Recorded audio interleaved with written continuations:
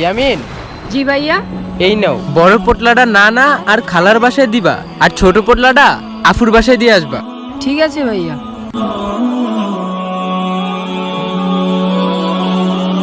আরে ইয়ামিন, তুমি গোস্ত নিয়ে কোথায় যাচ্ছ? বড় পোটলাটা আমার নানার খালার বাসায় দিতে যাচ্ছি, আর ছোট পোটলাটা আমার বোনের বাসায় দিতে যাচ্ছি। আমরা তো আমাদের পশু জবাই করে ফেলেছি। তুমি কোথা থেকে আসছো? আমি তো দোকান থেকে ডাল আনতে গেছিলাম। ডাল আনতে? আজকে তো ঈদের দিন, ডাল রান্না করবা, তোমরা কোরবানি দাওনি? না, আমার আব্বুর কাছে এত টাকা নাই। কিন্তু আজ তো ঈদের দিন, কারো বাসা থেকে তোমাদের গোস্ত দেয়নি? না, আমাদের বাসায় আজকে কেউ গোস্ত দেয়নি। জিহাদ, হ্যাঁ, তুমি এই গোস্ত বাসায় নিয়ে যাও। কিন্তু এই গোস্ত তো তোমার নানা খালা আপুর জন্য।